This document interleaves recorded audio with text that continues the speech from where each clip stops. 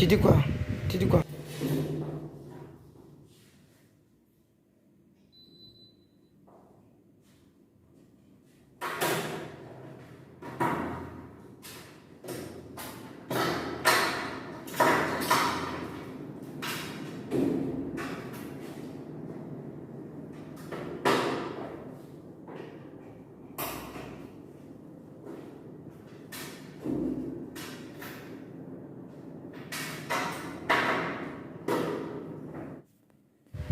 Et patientez, hein, voilà. Donc, je vais l'aider à positionner la caméra. Voilà. Donc, les abonnés, patientez, patientez. Je vais l'aider et puis on va bien placer. Suivez seulement. Voilà, ceux qui sont intéressés, vous pouvez nous suivre jusqu'à la fin. Ça ne perd pas votre temps. Voilà, même si vous faites ici 20 minutes ou bien une heure même là, en écoutant ça là, ça va vous servir pour toujours. Je dis bien, ça va vous servir pour toujours. Donc n'hésitez pas. Ne faites pas comme les choses qui ne vous donnent aucune signification.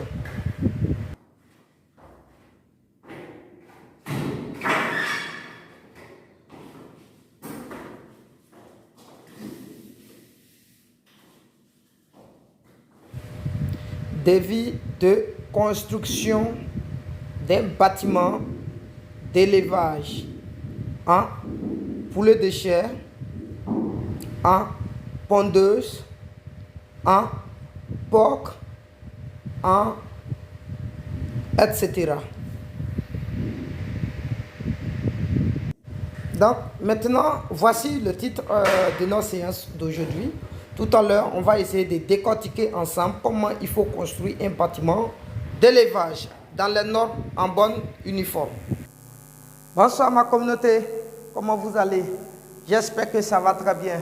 Alors donc, comme on le constate aujourd'hui, on va aller sur la base d'un devis de bâtiment de poulet de chair et de poules pondeuses, voire de tous les bâtiments qui sont dans le milieu d'élevage. Je dis bien de tous les bâtiments qui sont dans le milieu d'élevage. Alors, je vais le rappeler ici parce que certaines personnes n'arrivent surtout pas à implanter leurs bâtiments d'élevage. Cependant, ils posent toutes les questions qu'il faut ou bien toutes les questions nécessaires pour eux dans certains commentaires, voire dans les commentaires de mes vidéos. Alors, j'ai compris maintenant que c'est un grand problème pour certaines personnes qui veulent se lancer dans l'élevage. C'est un grand défi majeur pour certaines personnes qui veulent se lancer dans le milieu d'élevage. Donc, avec la bonne foi, j'ai décidé de partir sur la base d'une certaine explication, voire du défi normal d'un bâtiment d'élevage, de poules pondeuses, poulets de chair et autres. Alors donc tout de suite, suivez-moi. Comme je le dis tantôt, c'est un défi majeur pour certaines personnes. Donc je pense qu'avec eux, s'ils peuvent arriver à décortiquer tout ce qui serait dit dans cette vidéo, ils seraient bien ou ils seraient dans la bonne position de donner des indications comme ils veulent pour la construction de leur bâtiment d'élevage. Suivez ici. Investir dans l'élevage est clairement l'une des meilleures décisions que vous puissiez prendre dans la vie. Parce que l'élevage est un milieu ayant la plus belle opportunité, également de meilleure rentabilité. Tous ceux qui misent dans le milieu d'élevage, ils ne s'en sortent pas zéro. Ils s'en sortent énormément, ils s'en sortent bien. Mais lorsque vous ne maîtrisez pas les petites astuces pour miser dans le milieu d'élevage, il est difficile pour vous de vous en sortir. Et c'est le cas de plusieurs personnes. 90 personnes sur 100 ne s'en sortent pas. Par contre, 10 personnes sur 100 s'en sortent clairement. Je vais vous dire que, en termes de mathématiques, les 90 sont supérieurs à 10. Mais dans la vie active, dans l'entrepreneuriat, les 10% sont énormément bons. Pourquoi je dis les 10% sont énormément bons? Parce qu'il avait sur certaines périodes le taux d'entrepreneuriat dans le milieu avicole, par exemple, en milieu urbain, ivoirien, je vous affirme qu'il était à 2%. Les jeunes ne s'intéressaient pas à ce milieu. Et aujourd'hui, tout le monde veut se lancer dans le milieu de l'élevage. Je dis un grand bravo à tout le monde. Alors donc je continue. Je suis Kwaku Yao Benjamin, je suis coach. je suis formateur, je suis étudiant et je suis entrepreneur. Donc, tous ceux qui veulent aller loin dans le milieu d'élevage, qu'ils nous contactent afin de prendre des formations bien certifiées. Quand je dis une formation certifiée, ça ne veut pas dire que c'est le président des États-Unis qui doit venir certifier. Ou bien c'est le président des États-Unis, par exemple, qui doit venir signer dessus pour dire non que c'est certifié. Non, ça peut être légalisé, c'est normal. Mais peut-être lui-même, il n'a jamais fait l'élevage. Donc ça veut dire s'il certifie sur ton diplôme pour dire non que tu es certifié dans le milieu agricole, c'est zéro, mon frère. Donc il faut avoir une certification d'une personne qui est compétente déjà dans le milieu, d'une personne qui est déjà dans le milieu, d'une personne qui est en contact avec les poulets tous les jours. Je ne parle pas comment on appelle ça, de 2 fois dans l'année. Je ne parle pas de ceux où peut-être ils se trouvent dans des fermes des gens et c'est là ils se rendent compte que l'élevage est un facteur majeur. Non, je ne parle pas d'eux. N'attendez pas à ce que les gens viennent vous dire que non, l'élevage est porteur, ceci, cela. Non, ça trompe certaines personnes.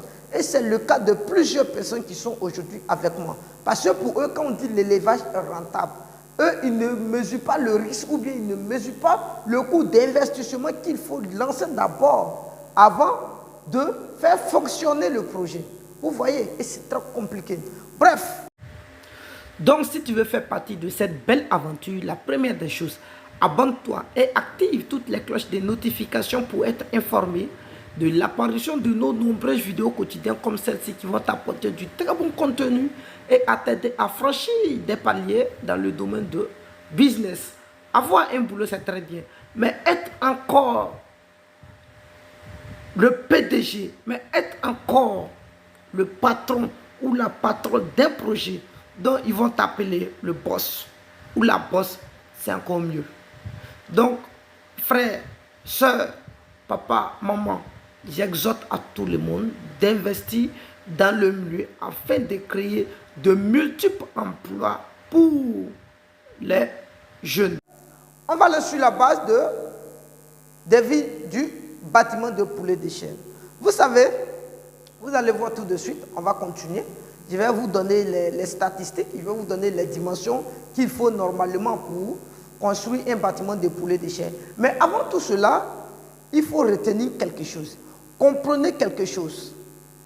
Vous savez pourquoi dans les vidéos, je ne sais pas de parler sur le devis normal d'un bâtiment de poulet de chair? Non, les localités ne sont pas les mêmes. Moi, je compose le sujet en fonction de la zone, en fonction de la ville, en fonction de la zone ou bien du coin où le bâtiment serait construit. Tu ne peux pas me dire que tu vas aller construire un bâtiment d'élevage au Banco. Par exemple, à Bobo ou à Djamé, ça veut dire Banco, où il y a la forêt.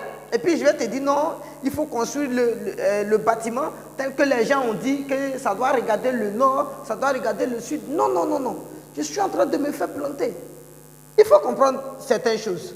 La construction du bâtiment doit respecter la direction du vent et la sortie du vent. Ça veut dire entrée d'air et sortie d'air. Ça doit être respecté. On est d'accord? Et là, parce que, une fois que ces deux paramètres ne sont pas respectés, l'entrée d'air et sortie d'air ne sont pas respectés, je vous affirme que vos bâtiments vont faire preuve de plusieurs cas de maladie. Parce qu'à partir de là, vous allez voir qu'il aura toujours le même virus qui sillonne dans le coin. Donc, vous allez soigner à maintes reprises vos sujets, mais peut-être d'autres vont se retrouver, mais d'autres par contre ne vont pas se retrouver. À chaque fois, il y aura des mortalités. Je vous affirme qu'il y a certaines personnes qui arrivent à faire l'élevage concrètement et qui s'en sortent avec seulement que 1% de mortalité. Je le répète, certaines personnes s'en sortent avec 1% de mortalité parce qu'ils ont compris la théorie de la construction d'un bâtiment d'élevage. Nous ne sommes pas obligés de se présenter dans un centre de formation afin de connaître ce système. On peut être à distance comme certaines personnes le font déjà avec nous. Pas parce qu'on ne forme pas en présentiel, on forme bien et belle en présentiel. Vous voyez, je suis dans une salle de formation où tout est bien équipé. Vous voyez? Ok. Donc, en présentiel aussi, voire virtuel. Et la majorité de ceux qui prennent des formations, d'ailleurs, ne sont pas sur place, ça veut dire c'est virtuel. Ils comprennent. Alors, qu'est-ce qu'on fait? Il suffit de nous donner la région dans laquelle vous êtes, où serait située votre film. On est d'accord? Donnez la ville, et maintenant, à nous de faire ce qu'on va appeler une étude zoning. Ça veut dire qu'on va faire l'étude pour faire ressortir la zone dans la région. Et en fonction de la région maintenant, on va faire ce qu'on appelle capture d'écran. On va zoomer, parce qu'il y a des paysages qui sont aujourd'hui en ligne. Et on a tous ces astuces nécessaires pour pouvoir retrouver le numéro de ton lot.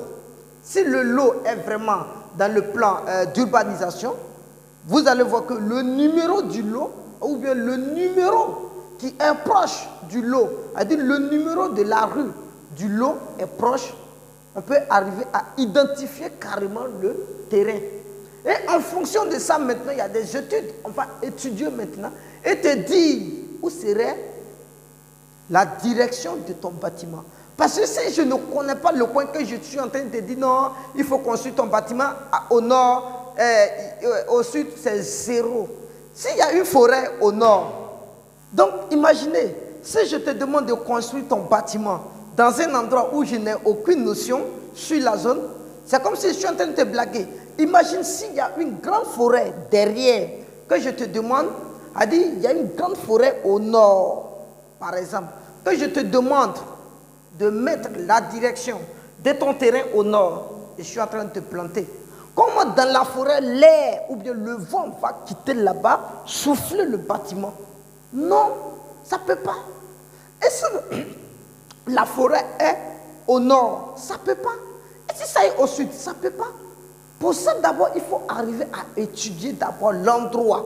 Quels sont les obstacles qui sont autour avant de donner la direction du terrain? Et ceux qui arrivent à maintenir cette position, qui ne trempent pas pour construire les bâtiments, qui ne trempent pas pour prendre des formations, ils savent de quoi je parle. Ils savent de quoi je parle. Donc il faut le noter. C'est très très nécessaire. C'est pourquoi je ne veux pas que vous vous trompiez en prenant des dimensions bizarres. Ils vont dire non, 4 mètres. Non. Il y a des choses qu'il faut comprendre encore. Au niveau de la dimension, je dis la hauteur du bâtiment, tout va dépendre de l'endroit. Si c'est un endroit où il fait chaud, il faut le savoir. Est-ce que dans l'endroit il fait chaud? Oui ou non? Est-ce qu'il y a ce qu'on appelle un vent dominant dans le village, ou bien dans la ville où tu serais, ou dans la région où ta femme serait? Parce qu'il y a des endroits où il y a du vent, mais on ne peut pas dire qu'il y a du vent dans un coin, et puis tu vas aller construire un bâtiment dont la hauteur fait plus de 8 mètres, ou bien plus de 4 mètres. Désolé, le vent va arracher ça. Donc il faut tenir compte de ce paramètre. Il faut étudier le climat pour comprendre.